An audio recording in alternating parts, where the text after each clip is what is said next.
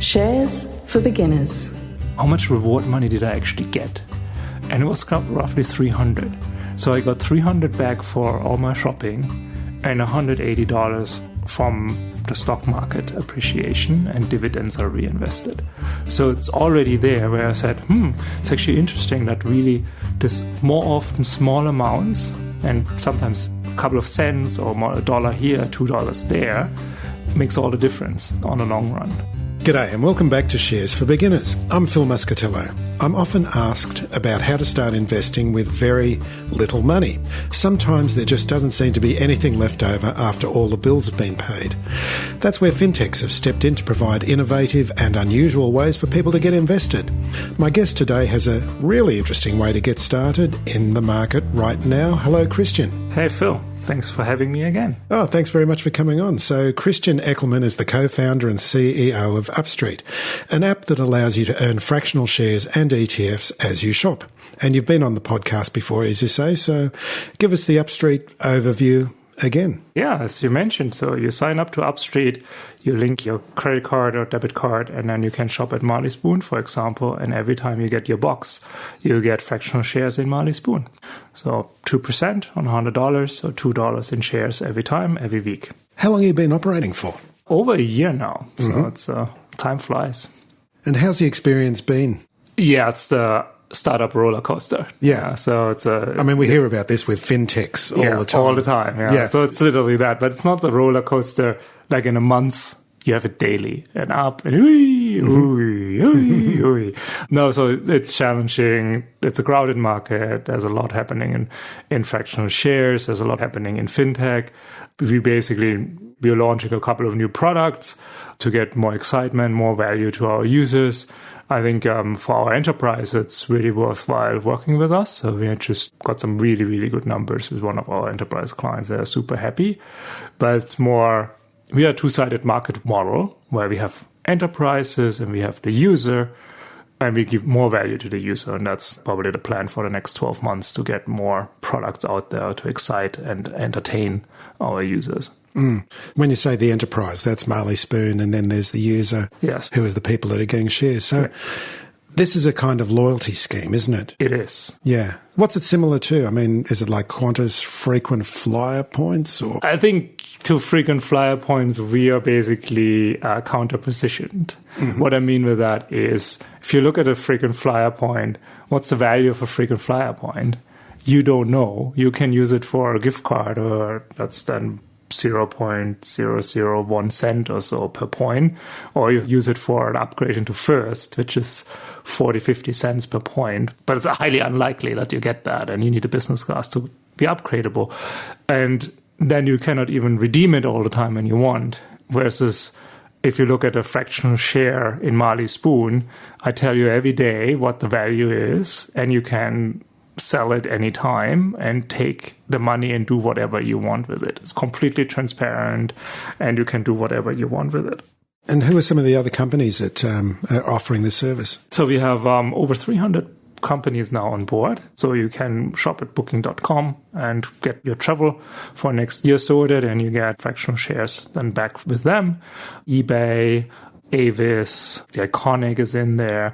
So it's a lot of different brands, from fashion over the computer, the Good Guys, Marley Spoon, groceries. And we're growing a lot on the enterprise side every month. Mm. So how do users use Upstreet? Yeah, you go and download the Upstreet app from the App Store or Play Store.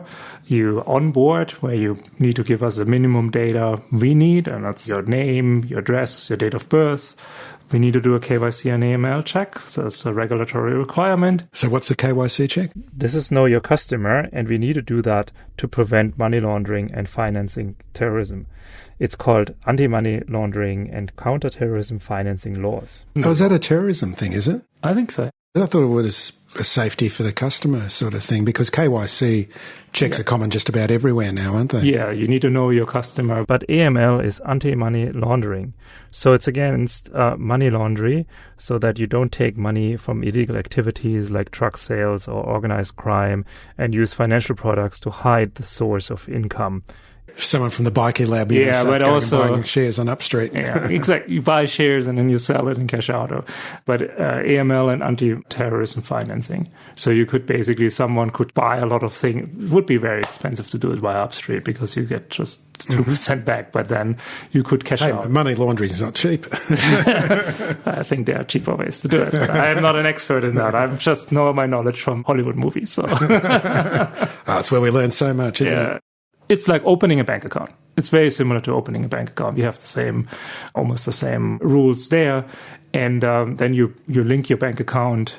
You shop at Marley Spoon, you get it automatically, or you shop through the Upstreet app or Chrome extension for Booking.com and eBay, where basically we are an affiliated marketing provider for those brands. So how long did it take you to get some of these brands on board? Someone at Booking.com and eBay that works through an affiliated provider. That's basically you apply for it and you build a relationship with that provider and then they introduce you. That's very simple. And sometimes just to click on a button, you wait 5 days, you're approved. Others, it takes months and months or even a year or forever for the big enterprises where we do a direct play with them. And the plan is we run their share loyalty program. So we are basically a provider for the enterprises to run their own loyalty program with shares. That's our long-term game. Where did the idea first come from? What was it that first inspired you? I think it was more, when you look back, my two co-founders, one had the idea to do something in loyalty, and the other one came, I want to do something in shares. And then basically the question appears, share loyalty, share rewards, is that a thing?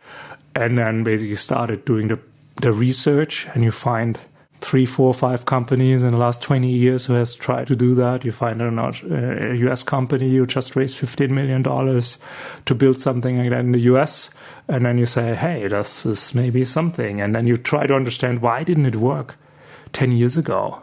You call up these people and you find out either technology is not there, regulation is not there, or it's too expensive to run this thing. And then you check these 3 things against today, the reality, and you say, hey, this all works out. And then you actually look also into the user. And I myself was a heavy user of points programs, was a management consultant, basically flying around every week. But from starting my career to the end, I saw the diminishing value of loyalty programs. Everybody is now in a business class lounge, points, and I had a lot of Starboard points. Marriott took it over, devalued the whole program, no free fifth night anymore. So there was like this, why do I do that with points? Or then I had this, I don't know how many other people had this realization. You get to 100,000 Qantas points, then you're 2 hours on this portal, try to get a free flight, you're borderline annoyed, then you get one and you still have to pay $1,000 tax and fuel and what have you. I said, why did I sit half a year in a plane for 100,000 points? Why do I do this? And there needs to be something which is more transparent, works faster, and has maybe even an opportunity to grow over time. And that is when you look at shares. And then also for an enterprise, sometimes when I look at it, if you participate in a frequent flyer program, you're not Qantas. You give away, you pay that your customers go to Qantas. I don't get it sometimes. This you give the loyalty away and cash back in that sense is for me just a discount and doesn't build really loyalty. So that was a bit the whole aspect where we flip this and say and that's what I meant with counter positioning to a point system. Point systems are designed to be opaque. They are devalued at discretion of the issuer. You can't redeem it whatever you want to, even if it's a value. It's not a currency from a government perspective.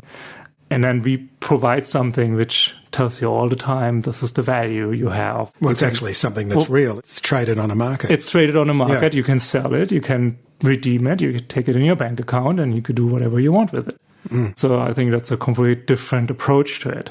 But if you like the company and you like what you're getting there, so you might want to keep it and build out your portfolio over time and save more and more money and close your wealth gap once you retire, or you go for vacation or buy a new car or pay 1 year of school for your children. So something like that.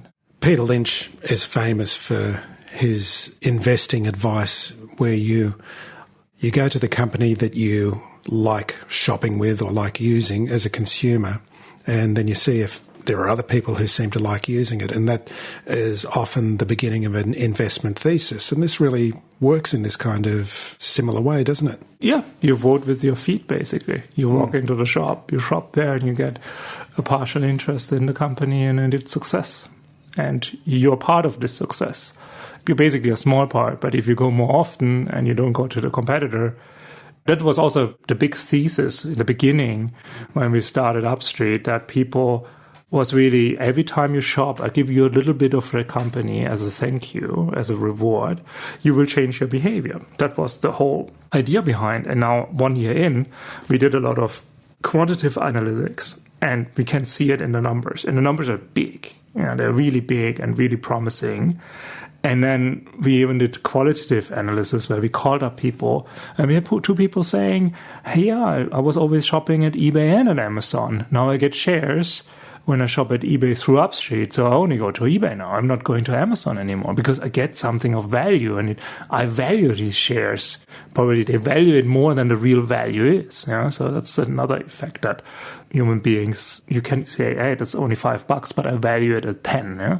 So that's what you also get with this program. And another one said, I was always switching between 2 companies, and one is now part of Upstreet. It's Marley Spoon, and they were always switching between Marley Spoon and the green competitor. And he stopped doing that because now he has skin in the game, is with Marley Spoon, and he knows it's small, but it is meaningful. And now he's stopping doing that. And when you look at the switching behavior of consumer in a highly commoditized industry, it's very value destructing for the whole industry because the customer acquisitions costs are so high. So it's better not to switch that often. And now it's a win-win. So the person owns shares, and the company doesn't need to spend so much money on customer acquisition and keeps this customer as a retention. And presumably the customer will be learning something about investing out of the process as well. Yes, I'm a big Boy Scout fan, or I was a Boy Scout for 10 years when I was a teenager. And we had always this learning by doing. And I think that's what Upstreet offers. It's like, there's one way to read about investing or listen to podcasts. I think that's one part of it. But the other part is also just doing it and seeing what happens.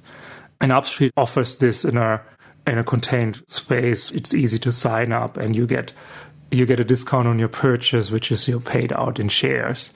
So you don't have to invest in that sense your own money.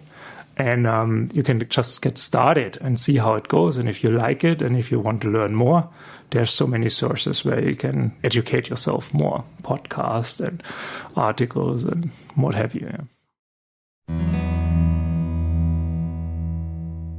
What are some useful lessons that users can learn by investing while they shop?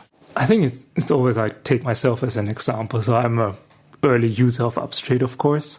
And so my portfolio is roughly $480 right now after this couple of months. And then I looked into it and I had the question, how much reward money did I actually get? And it was roughly $300. So I got $300 back for all my shopping and $180 from the stock market appreciation, and dividends are reinvested. So it's already there where I said, it's actually interesting that really this more often small amounts, and sometimes a couple of cents or more, $1 here, $2 there, makes all the difference on the long run. Now, where you say, if you put that to work with Upstreet, then there's the compounding effect, and over time, there is an opportunity here. And the dividends are automatically reinvested? They are automatically reinvested. That's just their default option? That's the default option, yeah. So this is a way of compounding as well. I mean, I guess the idea, if you really wanted to get the full value of this, you'd want to keep it there for yes, that's the decades. Idea. Yeah. So I hope that nobody really needs that money to make a month's ends meet. So it's more really geared towards invest over a long period. To get the maximum benefits from it. Have you got any data on your customers about what kind of level of income they're at or anything like that? Because if someone is not very well off, is this a way that they can use to get started in investing? They can get started in investing, of course. Interestingly, that when we look at the postcodes from our users, we see that they come more from wealthier areas.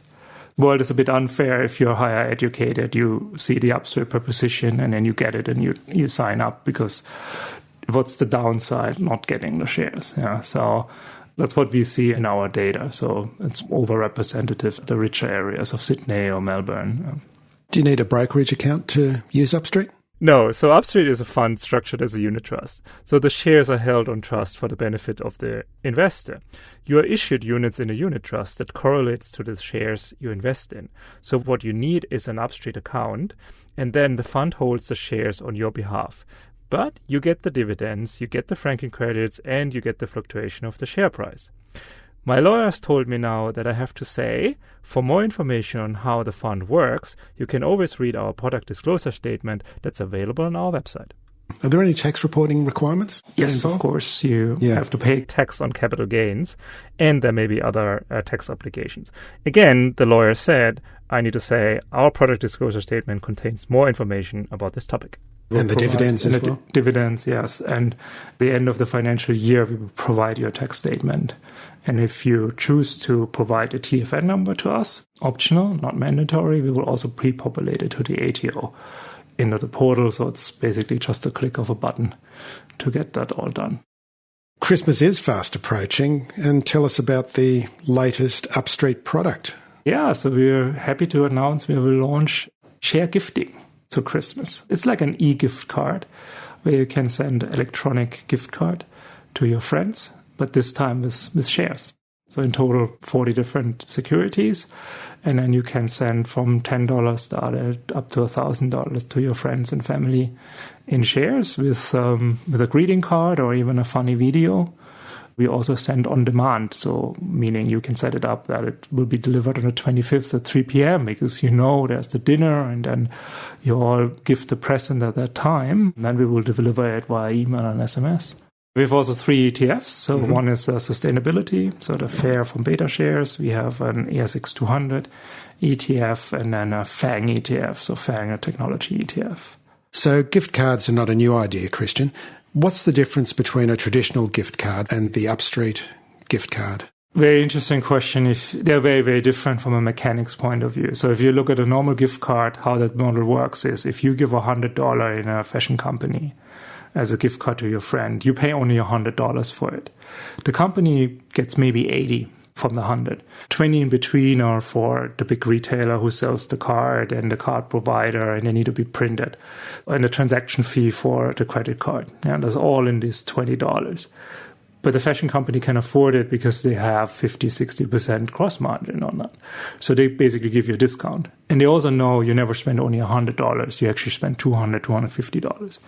Now, this is the whole how the mechanics work, why it makes sense for them economically. When we look at the Upstreet gift card, if you give $100 in shares to your friend, he receives $100. So our gross margin is 0 on it, meaning we need to actually add fees on top of it. So we will add on $100, we will add $5 handling fees. Just to add that, we need to run an investment fund. This costs a lot of money. Plus, we will add the transaction fee. And for Visa cards, it's 1.75%. So it becomes a lot of money when you go on $100 to $300. That fee is also there in the first example with a gift card. It's just covered by the retailer. But in our sense, we cannot cover it and we would make a loss. We cannot provide that product. So it will cost you $108 to give $100. So that's basically what the difference is here. It's also important to understand. We are not greedy in that sense, but we are passing on the $100. But also your friend will not spend $200 this menu. So it's possible to give these gift cards to kids as well, isn't it? It's not just for parents? Yes, so we offer it. However, it's very difficult to give an asset or securities to minors in Australia. So what we do, we will basically gift it to little Billy, but actually mommy or papa of Billy needs to hold the shares in his Upstreet account, but we will basically flag it and tag it in the app and saying those are Billy's shares. And so this mythical young person can actually have the Upstreet app and see what's happening with their portfolio? Not yet. We will do that also early next year, so that then Billy can actually see what actually happened to his shares in the last few weeks or months. The other aspect of Upstreet is for employers to be able to give shares of the company that they work in to their employees as Christmas bonus. How does that work? It's the same process, basically. We will have an extra landing page for share gifting, so sharegifting.upstreet.co. And then you can just go there. It's like a shopping experience. You select your share you want to give, the recipient, the message you want to send him, the card, and then you pay with your credit card. It's a very simple process, a couple of steps. You're just used to online shopping, the same thing. And a company can have the same experience and just use that. And then, of course, if they are interested to have that on a bigger scale, we can provide a different way to make that easier and a bit more cost efficient for them. And you've also got a game that you can play, haven't you? Moonshot. Yes. Which I've been playing religiously. I think I've made $12 out of Moonshot. Yes. And I've gotten bonus. You get a bonus if you invite someone. Yes. Yes. So if you share it with your friends over Twitter or Facebook and they sign up, then you get a bonus play. Anyway, tell us about Moonshot. Yeah, Moonshot is basically just play it. You can play it once a day and you get a random share and a random amount between, I think, 5 cents and $100. And at the moment, it's just with domestic shares, but soon with Apple and Amazon and Google. And I think that would be really exciting to see. And you can play it every day. Absolutely free. Click on a button and then you get rewarded. So if listeners want to find out more about Upstreet and also about the share gifting, which at this time of year is a great gift idea, tell us how they find out more. Yeah, either directly on the Upstreet website, upstreet.co, or on the sharegifting.upstreet.co. And then you just have a portal there. You can just inform how it works, click on purchase now and go through the 5 steps process and you're done. Fantastic. Christian, thanks very much for coming on. Thank you for having me, Phil. If you found this podcast helpful, please tell a friend, especially if it's someone who needs to start thinking about investing for their future. You'll be helping them and helping me to keep this show on the road. Shares for Beginners is for information and educational purposes only. It isn't financial advice and you shouldn't buy or sell any investments based on what you've heard here. Any opinion or commentary is the view of the speaker only, not Shares for Beginners. This podcast doesn't replace professional advice regarding your personal financial needs, circumstances, or current situation. And thank you for listening to my podcast.